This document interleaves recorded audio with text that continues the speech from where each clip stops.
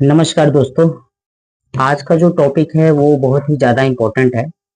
इसका कारण क्या है कि बहुत से लोगों का ना बैंक अकाउंट हैक हो जाता है। ठीक है, उसमें से उनकी पड़ी हुई रकम जो है वो निकल जाती है। उसका कारण क्या है? अब जो हैकर हैं, जो चोर हैं, उनके कई तरीके हैं आपको बेवकूफ़ बनाने के। उसमें से एक तरीका बड़ा फेमस है। फेमस ऐसे है कि अगर मान लीजिए किसी हैकर को आपका अकाउंट नंबर और आपका डेट ऑफ बर्थ मिल जाता है, जो कि नॉर्मली ही मिल जाता है। क्यों? क्योंकि डोमिनोज पे, मोबिक्विक पे, फेसबुक पे डाटा बहुत शेयर होता है और इनके डाटा लीक भी बहुत होते हैं बड़ी बड़ी कंपनियों के। ऐसी कोई कंपनी नहीं जिसका कोई डाटा कभी लीक ना हुआ हो। तो सभी का लीक हो जाता है और डार्क वेब पे बड़े आसानी से जो है ना बेचे और खरीदे जाते हैं डाटा। तो होता क्या है कि हैकर क्या करता है कि आपका बैंक अकाउंट, जिस बैंक का आपका अकाउंट है उसकी नेट बैंकिंग के ऊपर जाता है और आपका बैंक अकाउंट डाल के वो 4 से 5 बार आपके बैंक अकाउंट को एक्सेस करने की कोशिश करता है। उसको पता है कि एक्सेस नहीं होगा, पर होगा क्या कि आपका अकाउंट जो है वो कुछ देर के लिए फ्रीज हो जाएगा, रेस्ट्रिक्ट हो जाएगा। अब उस दरमियान क्या होगा कि आप कोई भी ट्रांजैक्शंस नहीं कर पाओगे। ठीक है।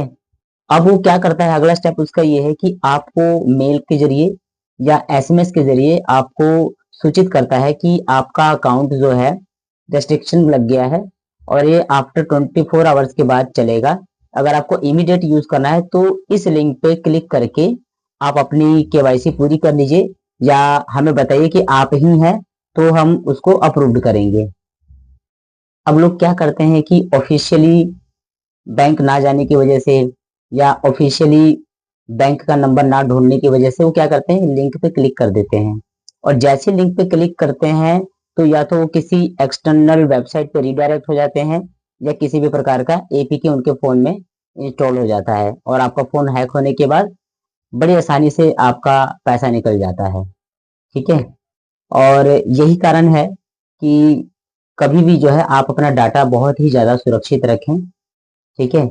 और कम से कम कोशिश करें कि आपका जो ईमेल आईडी है, ठीक है, वो आप कम से कम वेबसाइट पे उसका इस्तेमाल करें, जैसे कि डोमिनोज के लिए, फ्लिपकार्ट के लिए, है ना, फेसबुक के लिए, यानी और भी बहुत सी वेबसाइटें हैं जहां रोजमर्रा के काम होते हैं।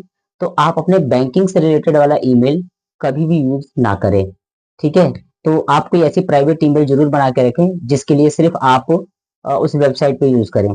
जैसे कि मान लीजिए फ्लिपकार्ट पे लॉगिन करना है, अमेजोन पे ईमेल एड्रेस डालना है, तो वो बैंकिंग वाला ईमेल आपका नहीं होनी चाहिए। और आप सचेत रहें कि आप किसी भी प्रकार के लिंक पे क्लिक ना करें